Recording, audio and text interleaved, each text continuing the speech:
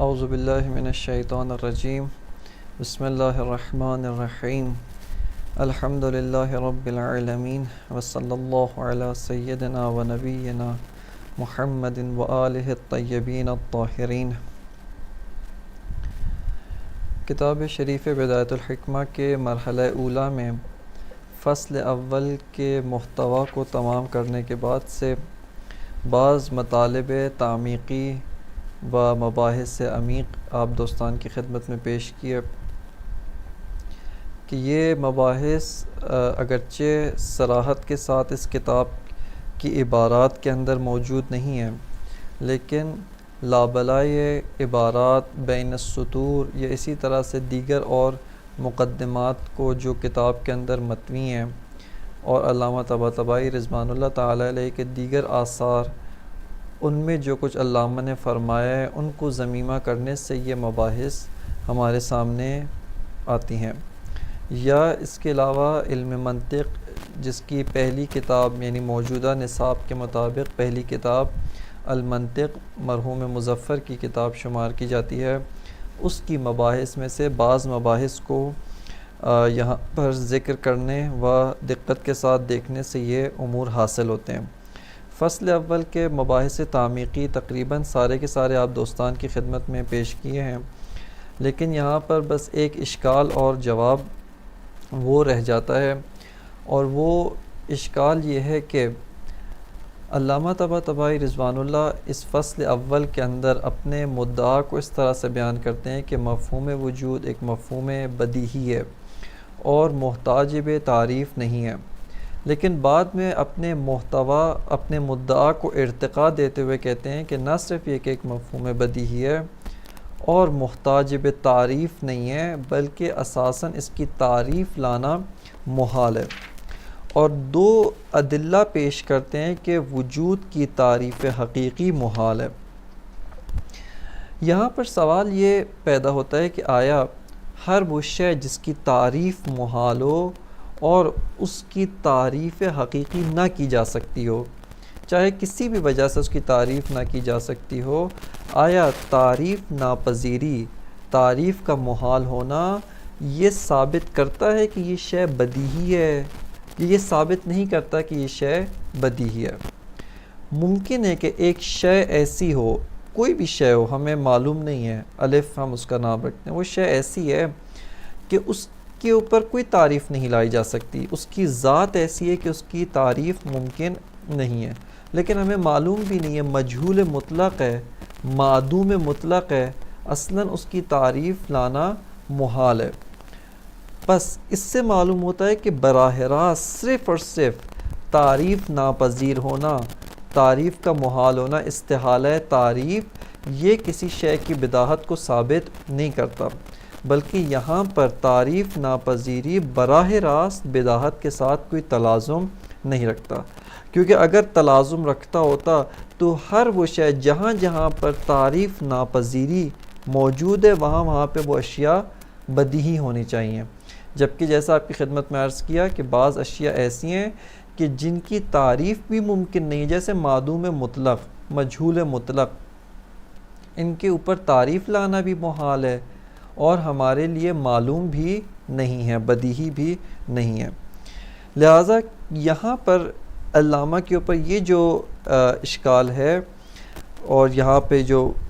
ممکن ہے کہ کوئی اشکال کرے، یہ کس طریقے سے حل کیا جا سکتا ہے، اور یہ صرف مخصوص بے علامہ نہیں ہے بلکہ اور بعض بزرگان، جیسا کہ آپ انشاءاللہ جب بڑی کتابوں میں جائیں گے تو وہاں پر ان بزرگان نے بھی اسی طرح سے استحالہ تعریف کے ذریعے سے مفہوم وجود کے بدیہی ہونے کو ثابت کیا۔ ہم اس اشکال کا جواب دینے کے لیے خود مرحوم علامہ طباطبائی کی مباحث سے استفادہ کرتے ہیں، اور وہ مقدمہ جو آپ کی خدمت میں پہلے بھی کئی دفعہ اس کا تذکر دیا، عموماً اس کی طرف توجہ نہیں کی جاتی ہے، لیکن کہا کہ یہ مقدمہ اگرچہ مقدمہ علم فلسفہ ہے، اگرچہ مباحث مقدماتی ہیں، لیکن علامہ نے اس کے اندر جو مطالب ذکر کیے ہیں وہ ایک طرح سے حاوی بر تمام مباحث فلسفہ ہے، ان کا سایہ مکمل علم فلسفہ پہ آتا ہے، اور متعدد مباحث میں ہم اس مقدمے کی جانب رجوع کر کے اس مقدمے سے نتائج کو حاصل کریں گے، اور وہ مقدمہ ہے نفی سفسطہ و جدائی از سفسطی و اصل الواقعیت، ادراک اصل واقعیت، ادراک واقعیت نفس، ادراک واقعیت اشیاء خارج از نفس، کہ انسان ان کو بطور علم حضوری شہودی یا ان کو بطور علم حسی ادراک کرتا ہے۔ یہاں پر اشکال یہ تھا کہ ہم صرف اور صرف تعریف ناپذیر ہونا کسی شے کے بدیہی ہونے کو ثابت نہیں کرتا۔ کیوں؟ چونکہ ممکن ہے ایک شے تعریف ناپذیر ہو، اس کی تعریف محال ہے، اس پہ تعریف نہیں لائی جا سکتی ہے، لیکن وہ مجہول مطلق ہے، ایسا ہمیں معلوم نہیں ہے، وہ ہمارے حیطۂ معلومات سے ہی خارج ہے، نہ بدیہی ہے نہ نظری، بلکہ معدوم مطلق ہے جس کی تعریف نہیں کی جا سکتی، یا کوئی اور ایسی شے جس کی تعریف کرنا ممکن نہیں ہے، لہٰذا تعریف ناپذیری براہ راست نہیں رکھتا۔ لیکن اس کے ساتھ یہ مقدمہ ضمیمہ کرے، تعریف ناپذیری پہ علامہ کے جو استدلالات ہیں وہ استدلالات اپنی جگہ پہ درست ہیں، اور وہ استدلالات واقعاً درست استدلالات ثابت ہوتے ہیں، کہ جو دو استدلالات علامہ نے کیے، کہ جس میں فرمایا کہ وجود سے عارف و اجلا کوئی مفہوم نہیں ہے، پس اس کی تعریف نہیں ہو سکتی، اور دوسرا ہے کہ وجود کے کوئی جزء عام اور جزء اخص نہیں ہے، پس وجود کی تعریف نہیں ہو سکتی۔ اس کے ساتھ ہم ایک مقدمہ پہلے ضمیمہ کریں، اور وہ یہ ہے کہ جب ہم واقعیت کے ساتھ ایک ارتباط مستقیم پیدا کرتے ہیں، جب ہم واقعیت کے ساتھ ایک براہ راست بدون واسطہ ارتباط رکھتے ہیں، یہیں پر ہمیں وجود معلوم ہو جاتا ہے۔ توجہ کریں اس مطلب کی طرف، ہم وجود کے ساتھ، حقیقت وجود کے ساتھ ارتباط حضوری رکھتے ہیں، اپنی واقعیت، اپنے وجود، اپنی ہستی کو درک کرتے ہیں، دیگر اشیاء کے وجود اور ان کی ہستی اور ان کے واقعیات کو درک کرتے ہیں۔ بس ہم نے اشیاء، ان کی واقعیات، ان کے وجود، ان کی ہستی کو درک کر لیا ہے۔ اب یہاں پہ نہیں، وہ ہمارے لیے معلوم ہے، ہم اس کو جانتے ہیں، اس کا ایک تصور رکھتے ہیں، لیکن یہاں پہ اب سوال پیدا ہوتا ہے کہ اب معلوم ہو گیا، اس کے ساتھ اب ضمیمہ کریں کہ استدلال ناپذیر ہے، یعنی بعبارت دیگر مفہوم وجود ایک ایسا مفہوم ہے کہ جو معلوم ہے، نفس اس کو جانتا ہے، نفس اس کو پہچانتا ہے، اور پہچاننے کے ساتھ ساتھ عقل یہ کہتی ہے، دلیل عقلی یہ کہتی ہے کہ اس پہ استدلال لانا ممکن نہیں ہے۔ پس اگر کوئی معلومات میں سے، پس جیسی آپ نے معلومات کہا، مجہولات، غیر معلومات وہ حیطے سے خارج ہیں، اور معلومات کا کس مراحل کو طے کرتے ہوئے علم حضوری کے ذریعے معلوم ہے، لہٰذا جیسی معلوم کہا، مجہولات سارے خارج۔ ان معلومات میں سے بعض معلومات ایسے ہیں جو محتاج تعریف ہیں، وہ نظریات ہیں، جو محتاج تعریف نہیں ہیں وہ بدیہیات۔ ان معلومات بدیہی میں سے بعض ایسے ہیں، یا ایک مفہوم کم از کم ابھی تک ایسا ہے کہ جو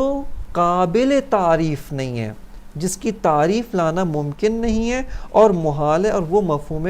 وجود ہے۔ پس مفہوم وجود کی تعریف ناپذیری کے جو استدلالات ہیں، اس وقت اس کی بداہت کو ثابت کریں گے کہ جب ہم پہلے اثبات اصل الواقعیت و ادراک اصل الواقعیت کے ذریعے سے یہ کہیں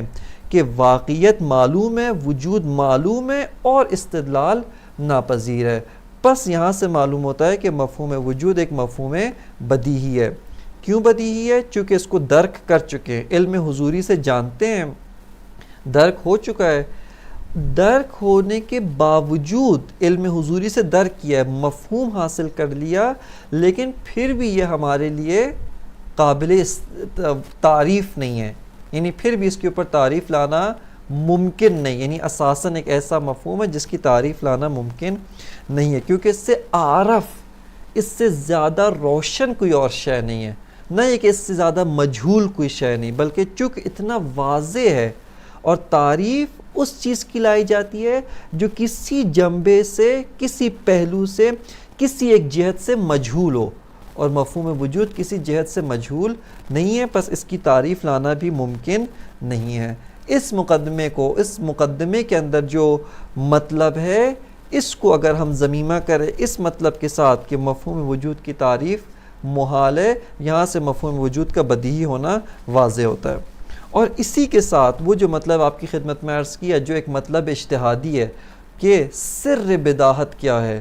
کیوں ایک مفہوم بدیہی ہوتا ہے دوسرا مفہوم بدیہی نہیں ہے، وہ سر بداہت بھی علم حضوری وجدانیات کی طرف پلٹتا ہے، یعنی ہر وہ شے جس کا ہمیں از طریق علم حضوری علم ہو جائے وہ بدیہی ہے۔ چونکہ یہ بحث آگے تکرار ہوگی، مفہوم وحدت اور کثرت، وحدت میں بھی جا کے علامہ طباطبائی بعینہ یعنی مرحلہ ثامنہ آٹھواں جو مرحلہ ہے اس کے اندر جا کر بھی علامہ طباطبائی پہلی فصل اسی معنی وحدت و کثرت میں ذکر کرتے ہیں، یعنی الفصل الاول فی یہ المرحلۃ الثامنۃ فی انقسام الموجود الی الواحد والکثیر، اس میں جا کے کہتے ہیں کہ الفصل الاول فی معنی الواحد والکثیر، پہلی فصل کیا ہے معنی واحد اور کثیر میں، اور یہاں پہ علامہ پہلی جو مطلب ذکر کرتے ہیں وہ یہ الحق ان مفہومی الوحدۃ والکثرت من المفاہیم العامۃ التی تنتقش فی النفس انتقاشا اولیا کمفہوم الوجود ومفہوم الامکان ونظائرہما، کہ فرماتے ہیں کہ یہ جو ہے مفہوم وجود کی طرح ہے، مفہوم بدیہی ہے، بس ساری مباحث کے جو یہاں پر ہم نے بداہت مفہوم وجود کے بارے میں کی ہیں وہ وہاں پر بھی آتی ہیں، کیوں؟ چونکہ وحدت کو ہم علم حضوری سے اپنے نفس سے پاتے ہیں، اور اسی طرح جہاں جہاں علم حضوری دخیل ہے وہ شے جو ہے بدیہی ہے، اس شے کی بداہت کا حکم، اس شے کی بداہت تصوری ہے تو بداہت تصوری کے طور پہ اس شے کو نفس درک کرتا ہے، اور اگر وہ امر تصدیقیات میں سے ہے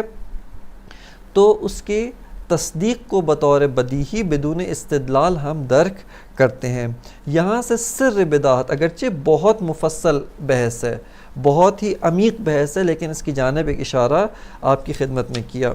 یہاں پہ بس چونکہ فصل اول ہے اور شروع میں یہاں پہ ایک نقطہ دیگر جو ہے، یعنی صرف اس فصل کے بارے میں نہیں بلکہ کلی طور پہ روش تدریس کے بارے میں، کہ اگرچہ ہم بعض چیزوں کو بہت مفصل کھول رہے ہیں، بہت چونکہ ابتدائے بحث ہے ان کے بارے میں گفتگو کرنا ضروری ہے، لیکن جیسے جیسے آہستہ مباحث تھوڑی سی درجہ دوم کی مباحث ہوں گی، یعنی بعض مباحث فلسفی بے تحاشا اساسی و بے تحاشا بنیادی مباحث ہیں کہ جن کے بارے میں طویل گفتگو کی ضرورت ہے، ان کی عمق میں جانے کی اور عمیق فہم کی ضرورت ہے، لیکن آگے جیسے بعض مباحث اس سطح کی عمیق مباحث نہیں ہیں، اس سطح کی دقیق اور بنیادی مباحث نہیں ہے، وہاں پہ انشاءاللہ تیزی کے ساتھ ان مباحث کو طے کریں گے، لیکن چونکہ یہ بداہت مفہوم وجود انتہائی عمیق مباحث میں سے، لہٰذا اس کی جانب تذکر دینا اور عمیق مطالب کو ذکر کرنا انتہائی ضروری تھا۔ یہاں پر فصل اول ہماری تمام ہوتی ہے، اس کے ساتھ فصل ثانی جو ذکر کرتے ہیں، الفصل الثانی فی ان مفہوم الوجود مشترک معنوی، کہ فصل ثانی میں فرماتے ہیں کہ مفہوم وجود مشترک معنوی ہے۔ اس سے پہلے کہ اس فصل میں ہم بطور دقیق وارد ہوں اور اس فصل کے اندر جو محتوا یا جو سوالات پیش کیے جائیں گے اور ان سوالات کو حل کیا جائے گا ان کی جانب ناظر ہوں، یہاں پر بعض حوالہ جات اس بحث کے لیے ذکر کیے جاتے ہیں جن کی جانب دوستان رجوع کریں اور حتماً ان کو جا کر پڑھیں یا ان کی جا کے مطالعہ کریں۔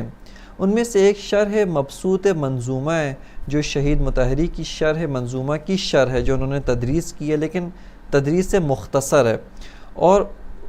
ایک جلدی ہے، یعنی شرح مبسوط منظومہ وسیع ہے، معذرت یعنی مبسوط تدریس کی ہے، مباحث کو بہت عمیق اور دقیق طور پہ پڑھایا ہے۔ 2 جلدی کتاب ہے، اس کی جلد اول صفحہ 35 کے اوپر اشتراک معنوی مفہوم وجود کے بارے میں شہید مباحث کو مطرح کرتے ہیں۔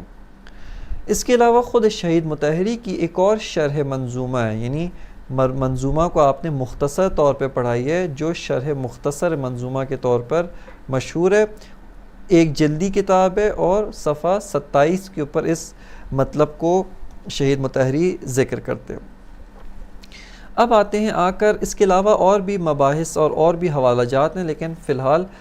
یہ رجوع کے لیے ان حوالوں کی جانب رجوع کرنا وہ دوستان کے لیے خالص فائدہ نہیں ہے۔ اب آتے ہیں وہ سوالات جو اس فصل کے ساتھ مربوط ہیں۔ بعض سوالات کا جواب علامہ بطور مستقیم اس فصل میں دیں گے، بعض سوالات کو حل علامہ بطور مستقیم ان کو حل نہیں کریں گے، لیکن علامہ کی عبارات سے ان کو حل کیا جا سکتا ہے۔ ان سوالات کی فہرست آپ کے سامنے پیش کرتے ہیں اور پھر باری باری ایک ایک سوال اور اس کو حل کرنے کی جانب آگے بڑھتے ہیں۔ سب سے پہلا جو سوال ہے وہ یہ کہ صفت، یہ جو صفت اشتراک معنوی ہے، یہ حکم اشتراک معنوی ہے، کیا یہ مفہوم الوجود کا حکم ہے، اس کی صفت ہے، یا مصادیق خارجی وجود کا حکم ہے؟ آیا یہ جو اشتراک معنوی کا حکم ہے یہ حکم مفہوم وجود میں سے ہے، یعنی احکام الوجود، احکام مفہوم الوجود میں سے ایک اشتراک معنوی ہے، یا نہیں احکام حقیقت خارجی وجود کا حکم ہے؟ یہ ایک مطلب ہے۔ مطلب دوم یہ ہے کہ کیا یہ فصل جو ہے خود فصل اشتراک معنوی ہے مفہوم وجود، آیا یہ فصل خود عوارض ذاتی ہے موضوع فلسفہ یعنی حقیقت وجود میں سے ہے؟ کیا یہ مسائل فلسفہ میں سے ہے؟ کیا یہ عوارض ذاتی حقیقت وجود میں سے ہے، یا عوارض ذاتی حقیقت وجود میں سے نہیں ہے؟ یہیں پر ایک مطلب آپ کی خدمت میں عرض کروں کہ انہی سوالات سے یعنی آپ کو معلوم ہو جانا چاہیے کہ کسی بھی بحث فلسفی میں وارد ہوں کس طریقے سے وارد ہوں۔ سب سے پہلے دیکھیں کہ اس بحث کی موضوع فلسفہ کے ساتھ کیا نسبت موجود ہے۔ کوئی بھی بحث ہو، آئندہ جتنی مباحث ہیں آپ خود اس کو دقت کریں کہ اس کی موضوع فلسفہ کے ساتھ کیا نسبت ہے۔ آیا مبادئ علم فلسفہ میں سے ہے، مسائل علم فلسفہ میں سے ہے، یا کس درجے کی یہ بحث اور گفتگو ہے؟ بس دوسرا سوال یہ کہ عوارض ذاتی ہے موضوع فلسفہ میں سے ہے یا نہیں ہے۔ تیسرا مطلب جو یہاں پر ہے یا تیسرا سوال کہ اس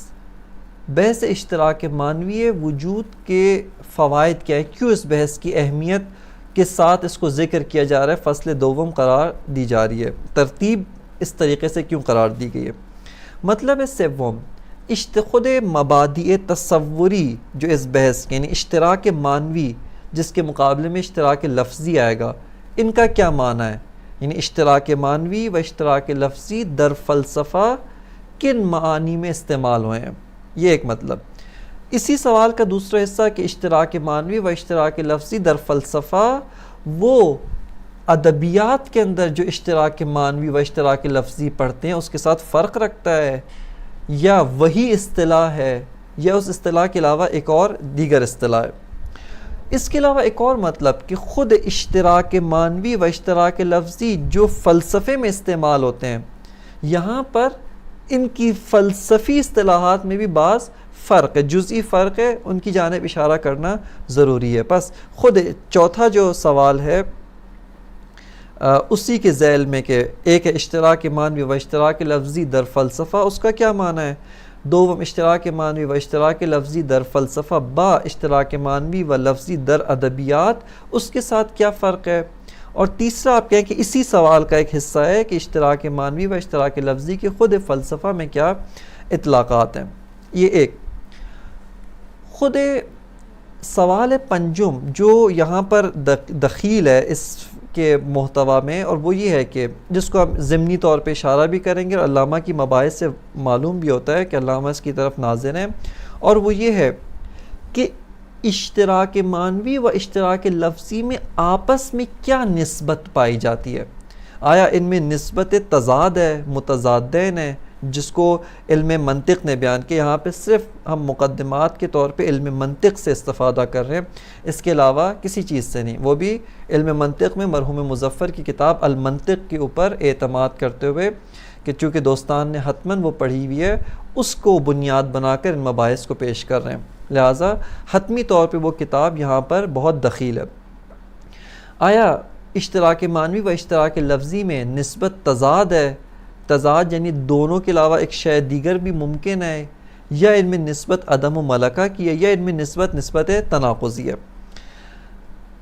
سوال ششم یہ ہے کہ آیا اشتراک معنوی وجود یہ تصدیقات بدیہی میں سے یا تصدیقات نظری، ایک امر بدیہی ہے یا ایک امر نظری ہے؟ اور اگر نظری ہے تو اس کے ادلہ و براہین کیا ہیں کہ ان کی جانب انشاءاللہ تعالی علامہ طباطبائی رضوان اللہ بھی اشارہ فرماتے ہیں۔ بس یہ چند سوالات کو ابتدائے بحث میں لے کر وارد ہوتے ہیں کہ یہ اس کے اندر ان کا جو ہے وہ حل تلاش کرنا ہے۔ ایک سوال عمیق یا آپ کہیں سوال اجتہادی جو اس فصل اور اس طرح کی دیگر فصول جن میں مفہوم وجود کے بارے میں گفتگو کی جا رہی ہے وہ یہ ہے کہ اساسی طور پہ مفہوم اور مصداق ان کا ارتباط کس طرح کا ارتباط ہوتا ہے، مفہوم و مصداق میں کس طرح کی نسبت برقرار ہوتی ہے، حاکی اور محکی، عنوان اور معنون، مفہوم و مصداق، ان میں کس طریقے کا ارتباط، ان میں کس طریقے کا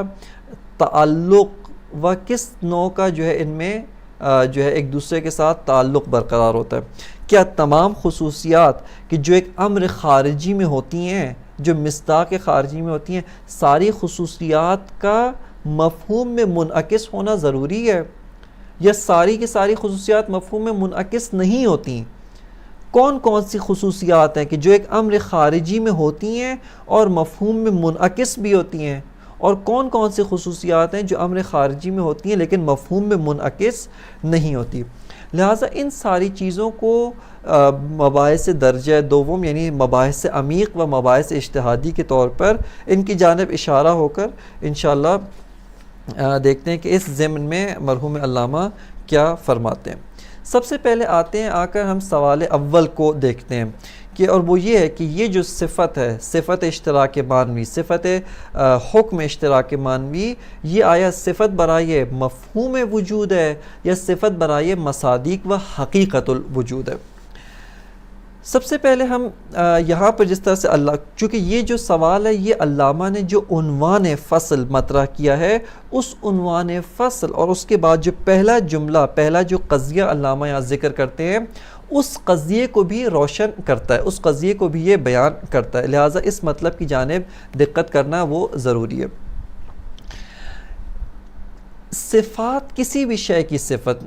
وہ چند طرح کی ہو سکتی ہیں۔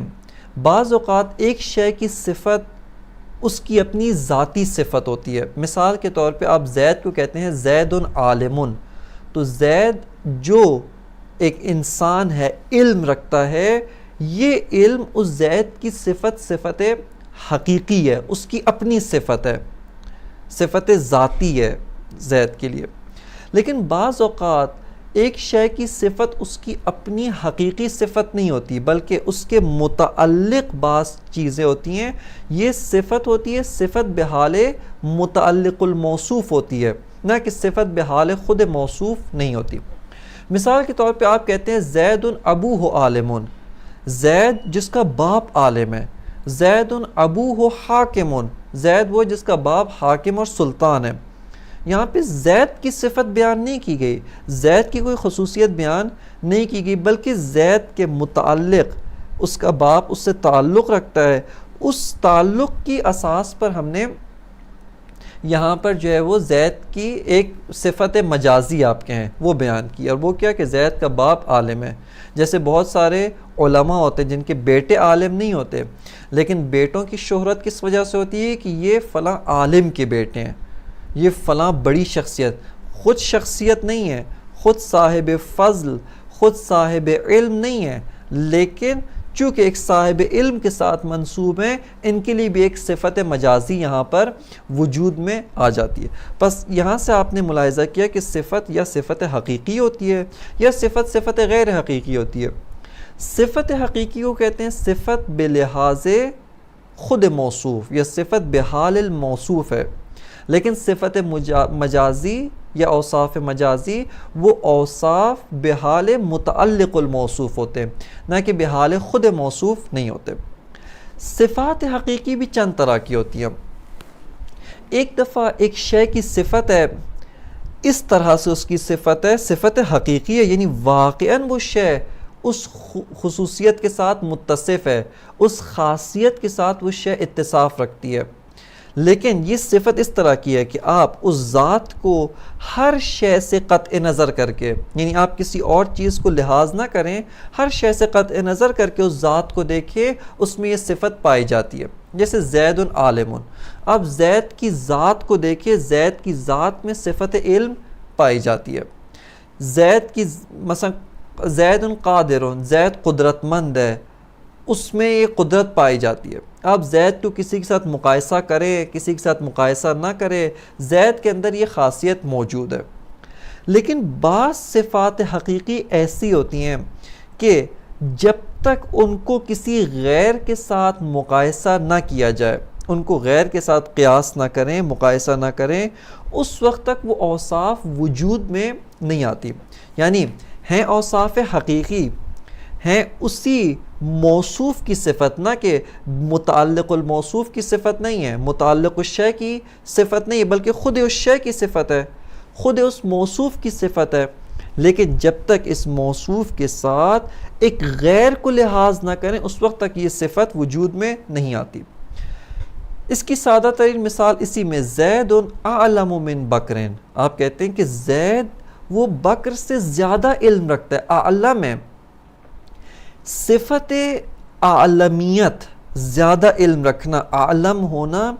اس وقت تک وجود میں نہیں آتی جب تک آپ اس صفت میں زید کو کسی اور انسان کے ساتھ مقایسہ نہ کریں۔ بس یہ صفت اس وقت وجود میں آئے گی جب آپ زید کو ایک انسان سوم، ایک شے سوم اور دیگر انسانوں کے ساتھ مقایسہ کریں، اس وقت زید واقعاً زید عالم ہے، زید کے لیے صفت ہے، زید واقعاً دوسروں سے زیادہ قدرت رکھتا ہے۔ بس صفت خود زید کی ہے، لیکن صفت زید کے لیے اس وقت حاصل ہے جب زید کو دوسروں کے ساتھ، غیر کے ساتھ مقایسہ کیا جائے۔ بس یہ اوصاف حقیقی بالقیاس الی الغیر ہوتی ہیں، جو دوسروں کے ساتھ مقایسے کے نتیجے میں اس موصوف کو حاصل ہو جاتی ہے۔ پس صفات حقیقی بھی دو طرح کی، صفات مجازی تو ہماری گفتگو سے خالی ہیں، خارج ہیں۔ صفات حقیقی دو طرح کی، یا صفات حقیقی نفسی ہے، بدون ملاحظہ غیر ہے، یا صفات حقیقی بالقیاس الی الغیر ہے، با ملاحظہ غیر ہے۔ یہ مقدمہ یہاں پر آپ کی خدمت میں عرض کیا اس وجہ سے تاکہ معلوم ہو سکے اشتراک معنوی جو ہم نے یہاں پہ کہا، یہ صفت حقیقی برائے مفہوم وجود ہے، یعنی مفہوم وجود مشترک معنوی ہے، مفہوم وجود حکم اشتراک معنوی رکھتا ہے، لیکن یہ حکم اشتراک معنوی وجود کب آئے گا؟ آیا یہ صفت نفسی برائے مفہوم وجود ہے یا صفت قیاسی برائے مفہوم وجود ہے؟ خب یہاں پہ ہم آپ کی خدمت میں عرض کرتے ہیں کہ یہ جو صفت ہے، یہ صفت بالقیاس الی مصادیق، یہ صفت مفہوم کو حاصل ہوتی ہے۔ یعنی ابھی مزید وضاحت آئے گی تو یہ مطلب بھی واضح ہوتا جائے گا۔ پس پہلے مطلب کے طور پہ یہاں پر کہ صفت اشتراک معنوی و حکم اشتراک معنوی یہ محمول موضوع مفہوم وجود کے لیے، یعنی اس کا موضوع مفہوم الوجود ہے، نہ کہ حقیقت الوجود، یہ ایک مطلب۔ لیکن آیا یہ حکم، یہ صفت مفہوم وجود بما ہوا مفہوم وجود کے لیے، یا یہ صفت یا یہ حکم مفہوم وجود بلحاظ مصادیق، بلحاظ امور خارجی مصادیق کے لحاظ سے یہ حکم و یہ صفت مفہوم وجود کے لیے حاصل ہوتی ہے؟ اور یہی حق ہے، یعنی جواب درست بھی یہی ہے کہ اشتراک معنوی کی جو صفت ہے، یہ صفت مفہوم وجود بقیاس الی مصادیق و بقیاس الی امور خارجی و مصادیق مفہوم وجود حاصل ہوتا ہے۔ پس پہلا مطلب ہمارے سامنے واضح ہوتا ہے کہ یہ جو صفت و حکم ہے یہ حکم خود مفہوم وجود کا حکم ہے، لیکن مفہوم وجود بالقیاس الی مصادیق، بالقیاس الی موضوعات خارجی یہ حکم جو ہے وہ حاصل ہوتا ہے۔ اسی مطلب کی جانب علامہ طباطبائی نے یہاں پہ عنوان فصل کے اندر اشارہ کیا ہے کہ الفصل الثانی فی ان مفہوم الوجود مشترک معنوی، کہ مفہوم وجود مشترک معنوی ہے۔ یہ حکم ہے مفہوم وجود کا، یہ صفت مفہوم وجود ہے، یہ عوارض ذاتیہ مفہوم وجود ہے، نہ کہ عوارض ذاتیہ حقیقت الوجود۔ لیکن کس طرح سے؟ فرماتے ہیں یحمل الوجود علی موضوعاتہ بمعنی واحد اشتراکا معنویا، یعنی یحمل الوجود مفہوم وجود کو حمل کیا جاتا ہے علی موضوعاتہ، اپنے مصادیق اپنے موضوعات پر بمعنی واحد۔ توجہ کریں یہاں پر کہ مصادیق کثیر ہیں، مصادیق کثیر، مفہوم وجود ایک مفہوم واحد۔ یہ مفہوم واحد جب ان مصادیق کے ساتھ لحاظ کیا جائے، اس مفہوم واحد کو جب مصادیق کے ساتھ مقایسہ کیا جائے، قیاس کیا جائے، تو مفہوم وجود ایک مفہوم واحد ہے، ایک معنی واحد رکھتا ہے، اشتراک معنوی ہے۔ پس یہ جو علامہ ان دو سطور میں بیان فرمانا چاہ رہے ہیں وہ یہ ہے کہ مفہوم وجود یہ جو اشتراک معنوی ہے یہ صفت برائے مفہوم وجود ہے، لیکن صفت حقیقی ہے بالقیاس الی امور خارجی و بالقیاس الی موضوعات خارجی، یہ صفت حقیقی برائے مفہوم وجود ہے۔ مطلب دوم جو آپ کی خدمت میں عرض کیا وہ پہلے بھی فصل اول کے اس میں بھی یہ سوال اٹھایا تھا، اور وہ یہ ہے کہ اشتراک معنوی مفہوم وجود، آیا یہ جو بحث ہے، یہ جو فصل ہے، یہ عوارض ذاتیہ مفہوم وجود میں سے ہے؟ یعنی آیا جو موضوع علم فلسفہ اس کی عوارض ذاتیہ میں سے اور خود مسائل فلسفہ میں سے ہے، یا یہ بحث مقدمات علم فلسفہ میں سے اور مسائل علم فلسفہ میں سے شمار نہیں ہوتی؟ یہاں پر بھی جواب وہی ہے کہ چونکہ موضوع علم فلسفہ حقیقت الوجود ہے، موضوع علم فلسفہ واقعیت خارجی وجود ہے، نہ مفہوم وجود۔ موضوع علم فلسفہ وہ حقائق خارجی ہیں، نہ امور ذہنیہ۔ اور یہاں پر جو اشتراک معنوی کا جو حکم بیان کیا جا رہا ہے وہ حکم حقیقت الوجود کا حکم نہیں ہے بلکہ مفہوم الوجود کا حکم ہے، لہٰذا اس اساس پر ہم اشتراک معنوی مفہوم وجود کو عوارض ذاتیہ فلسفہ میں سے قرار نہیں دے سکتے، بلکہ حق و حقیقت یہ ہے کہ یہ بحث وہ مقدمات علم فلسفہ میں سے ہے، اور یہ بحث جو ہے وہ دیگر بعض مباحث جیسے اصالت وجود ہے، جیسے اہمیت میں ابھی عرض کریں گے، چونکہ یہ بحث بعض اور مباحث کے لیے مقدمہ واقع ہوتی ہے، اس کے مقدمات میں سے اخذ ہوتی ہے، اس اساس پر اس کو ایک فصل جدا کے طور پہ علامہ مطرح کرتے ہیں، لیکن حقیقت میں یہ عوارض ذاتیہ ہے، حقیقت وجود و مسائل علم فلسفہ میں سے وارد نہیں ہوتی۔ یہ ایک مطلب۔ لیکن ایک اور بیان ہے جس کی طرف مرحوم سبزواری یعنی حاجی سبزواری صاحب کتاب شرح منظومہ، جو کتاب بدایت الحکمہ سے پہلے درسی کتاب تھی، اس کے مؤلف انہوں نے شرح منظومہ کے اندر ایک مطلب کو بیان کیا ہے، جس مطلب کے ذریعے سے وہ کوشش کرتے ہیں گویا کہ اس کو بھی و تمام احکام مفہومی وجود کو بھی ایک واسطے کے ذریعے سے خود عوارض ذاتیہ حقیقت الوجود قرار دیں، عوارض ذاتیہ موجود بھی موجود قرار دیں، لیکن چونکہ اس بحث کو مطرح کرنا دشوار ہے، بعض مقدمات عمیق و طویل کا محتاج ہے، لہٰذا جو دوستان رجوع کرنا چاہتے ہیں وہ شرح منظومہ غرر فی اشتراک الوجود، جہاں پہ مرحوم سبزواری اشتراک معنوی وجود کو بیان کرتے ہیں، وہاں پہ اس کی جانب رجوع کر سکتے ہیں۔ یہ مطلب دوم جس میں ہم نے دیکھا کہ اشتراک معنوی مفہوم وجود وہ عوارض ذاتیہ وجود میں سے نہیں ہے۔ مطلب سوم وہ ہے اس فصل کی اہمیت، خود مطلب اشتراک معنوی وجود، اس کی علم فلسفہ و نگاہ فلسفی کے ساتھ کیا اہمیت ہے۔ بطور خلاصہ یہاں پر اس کی اہمیت کو ذکر کرتے ہیں کہ اس فصل کی کل فلسفہ میں انتہائی اہمیت ہے. بہت سارے اور مباحث کے لیے یہ فصل و یہ بحث جو ہے مقدمہ واقع ہوتی ہے. جیسے جو فصل بعدی ہے جس کا عنوان ہے زیادت الوجود علی الماہیت یا فی ان الوجود زائد علی الماہیت، اس کے لیے بھی اشتراک معنوی وجود مقدمے کے طور پہ واقع ہوتی ہے. یہ ایک مطلب. اس کے بعد اصالت الوجود جو علم فلسفہ، کل علم فلسفہ کی سب سے اہم بحث ہے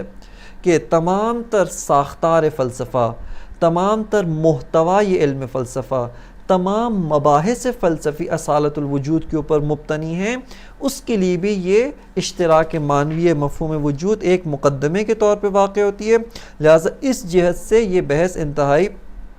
اہمیت کی بحث ہے. اور ملا صدرہ رضوان اللہ نے اسی بحث کے ذریعے، اشتراک معنوی وجود کے ذریعے سے جو حکمائے مشرق کی ایک تصویر باطل تھی حقائق کے بارے میں، حقائق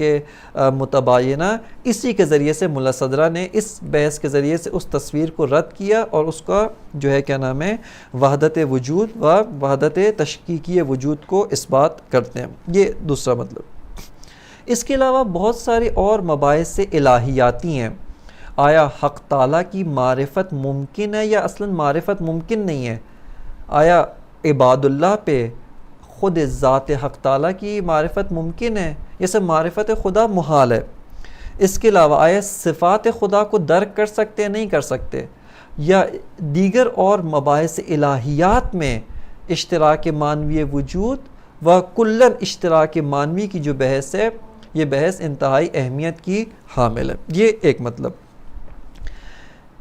بہت ساری روایات ہے، روایات معارفی، بالخصوص کتاب اصول کافی جو شیعی مجموعے کے مطابق ایک بہت ہی عظیم مجموعہ یہ روایات ہے. اس کے اندر باب التوحید کے اندر بہت ساری روایات ہیں جس کے اندر معصوم سے پوچھا جاتا ہے کہ آیا خدا کو شے کہہ سکتے نہیں کہہ سکتے. یعنی وہاں پہ اس طرح کی اشتراک معنوی کی بحث کو حل کیے بغیر یہ روایات واضح نہیں ہوتی. بس بہت ہی عظیم منبع روائی، اس کی بہت ساری روایات اس بحث فلسفی و اس مقدمہ فلسفی کی محتاج ہیں. لہٰذا یہ اس بحث کی اہمیت فلسفی یا غیر فلسفی بھی، یعنی حتیٰ مباحث روائی کے اندر بھی یہ بحث انتہائی وہ اہمیت کی حامل ہے. یہاں پہ اب چونکہ وقت مختصر ہے، اس کے اندر ہم فقط چند ان دقائق کے اندر کوشش کرتے ہیں کہ آپ کی خدمت میں مفہوم خود اشتراک معنوی کا کیا مطلب ہے، اشتراک معنوی کسے کہتے ہیں، اور فیلسوف کی نگاہ میں اشتراک معنوی کیا ہوتا ہے، اس کی جانب توجہ کریں اور اس کو تھوڑا سا وضاحت کرنے اور اس کو مزید کھولنے کی ضرورت ہے. اشتراک معنوی وجود کو بیان کرنے کے لیے ہم دوبارہ اس مقدمے کی جانب پلٹتے ہیں جو مقدمہ علامہ طباطبائی نے ذکر کیا تھا، یعنی کل علم فلسفہ کا جو مقدمہ، اور بالخصوص اس کے اندر اصل الواقعیت و نفی سفسطہ کی جو بحث علامہ مطرح کرتے ہیں، اس کی جانب توجہ ضروری ہے. اس مقدمے کے اندر علامہ یوں ذکر کرتے تھے کہ جیسے ہی ایک انسان واقعیت سے روبرو ہوتا ہے، خود دیکھتا ہے، یعنی اس کے ادراکات فعال ہوتے ہیں، ایک بچہ ہے اس کے ادراکات فعال ہوتے ہیں، اپنے نفس کو درک کرتا ہے، اپنے نفس سے خارج اشیاء کو درک کرتا ہے، سفسطے یعنی عدم محض کا انکار کرتا ہے کہ سفسطہ نہیں ہے، حقیقت ہے، واقعیت ہے، اشیاء موجود ہیں، وجود ہے، اس کا ادراک کرتا ہے. اب یہاں پر آ کر وہ متعدد اشیاء سے روبرو ہوتا ہے. ایک مرتبہ وہ انسان، آپ ایک انسان معمولی لیں، اپنی ہستی اور اپنے وجود کی جانب جب رجوع کرتا ہے، یعنی میں ہوں، اپنے ہونے کا احساس اس کو بطور علم حضوری حاصل ہوتا ہے. اس احساس حضوری سے اس کے ذہن میں ایک مفہوم ہونا، ایک مفہوم ہستی جس کو وجود تعبیر کرتے ہیں، یہ وہی مفہوم ہستی ہے، ہونا، ہویت، یعنی میں ہوں، موجود ہوں، ایک وجود رکھتا ہوں میں، جس کو فارسی میں ہستی، اردو میں ہونے سے تعبیر کرتے ہیں، ہے یا ہونا، یعنی یہ اس کو مفہوم حاصل ہوتا ہے. بس انسان اپنی واقعیت سے روبرو ہوا، اس واقعیت کو بطور علم حضوری درک کیا، وہاں سے اس کو ایک مفہوم ہستی حاصل ہوا. یہ ایک مطلب. اس کے بعد انسان دیگر اشیاء سے روبرو ہوتا ہے. میں اس کتاب سے روبرو ہوا، اس کتاب کو دیکھ رہا ہوں، اس کتاب سے بھی ایک مجھے حقیقت حاصل ہو رہی ہے، ایک احساس حاصل ہو رہا ہے، اور وہ یہ ہے کہ کتاب واقعاً موجود ہے، کتاب ہے، ہست. یعنی یہاں پر بھی کتاب کا ہونا، کتاب کی ہستی، کتاب کا وجود، یہ بھی درک ہو رہا ہے. دیگر انسانوں سے میں روبرو ہوتا ہوں، دیگر اشیاء سے روبرو ہوتا ہوں، متعدد امور، متعدد اشیاء، متعدد واقعیات سے روبرو ہوتا ہوں. یہ ساری واقعیات ایک جہت سے، ایک جہت، جس جہت کی جانب اشارہ کرنا مقصود ہے، وہ یہ کہہ رہی ہیں کہ ہم سب واقعیت ہیں، ہم سب ہیں، ہم سب عالم خارج میں، عالم ہستی میں ہم موجود ہیں، ہم معدوم نہیں ہیں، ہم نفی سفسطہ کرتے ہیں، اور وہ ان کا پہلو ہستی ہے، وہ ان کا پہلو واقعیت ہے. اگرچہ توجہ کریں، یہ واقعیات ساری کی ساری ایک جہت سے کہہ رہی ہیں کہ میں غیر از یک دیگر ہوں. یہ کہتی ہے میں کتاب ہوں، انسان نہیں ہوں. پتھر کہتا ہے کہ میں پتھر ہوں، میں کتاب نہیں ہوں. انسان ہے، کتاب نہیں ہے. پتھر ہے، پانی نہیں ہے. یہ سب غیر از یک دیگر. لیکن اس سب کے علاوہ یہ سارے امور، یہ ساری اشیاء ایک زبان مشترک رکھتی ہیں. یہ جب ان کے سامنے کوئی فاعل جاتا ہے، یعنی ان کے سامنے کوئی مدرک، کوئی ادراک رکھنے والا ان سے روبرو ہوتا ہے، یہ سارے کے سارے ایک پیغام مشترک دیتی ہیں، اور وہ یہ کہ ہم سب موجود ہیں، ہم سب ایک حکم واحد وجود رکھتے ہیں، ہم ہست ہیں، ہم موجود ہیں، معدوم نہیں ہیں، ہم نیستی نہیں ہیں، ہم ہستی ہیں، ہم موجود ہیں. یہ سب جو احساس مشترک دیتے ہیں، جن سے ہم بطور علم حضوری جب روبرو ہوتے ہیں، ایک احساس مشترک ہوتا ہے. یہاں سے جو مفہوم مشترک، جو مفہوم واحد، جو معنی واحد انسان کے ذہن میں پیدا ہوتا ہے، یہ اشتراک معنوی ہے. یعنی مصادیق متکثر، مصادیق متعدد، جو متعدد مصادیق ہیں، ان مصادیق سے جب روبرو ہوتے ہیں بطور علم حضوری، وہاں سے جو احساس، جو انفعال ایک نفس کو حاصل ہوتا ہے، ایک قوہ مدرکہ کو حاصل ہوتا ہے، وہ احساس و انفعال واحد یہ بیان کرتا ہے، وہ مفہوم واحد یہ بیان کرتا ہے کہ مصادیق اس مفہوم کے ساتھ ایک امر واحد میں شریک ہے، ایک مفہوم واحد، وہ ایک معنی واحد میں شریک ہیں. پس جب میں اشیاء سے روبرو ہوا، وہ اشیاء سارے کے سارے اپنے واقعیت ہونے کی جہت سے، اپنے موجود ہونے کی جہت سے، ان کا ارتباط فاعل مدرک کے ساتھ ہوتا ہے. اور یہاں پر یہ اشیاء کہتی ہیں کہ ہم ہیں، ہست ہیں، یعنی موجود ہیں، معدوم نہیں ہیں. اس جہت سے ساری اشیاء شریک ہیں، اور اسی جہت سے ان سب اشیاء کے اوپر مفہوم وجود حمل ہوتا ہے. یعنی مفہوم وجود ایک مفہوم واحد، معنی یہ واحد کے ساتھ ان تمام اشیاء کے اوپر، ان تمام مصادیق پر ایک ہی جہت سے حمل ہوتا ہے، اور وہ ان کے موجودیت و ان کے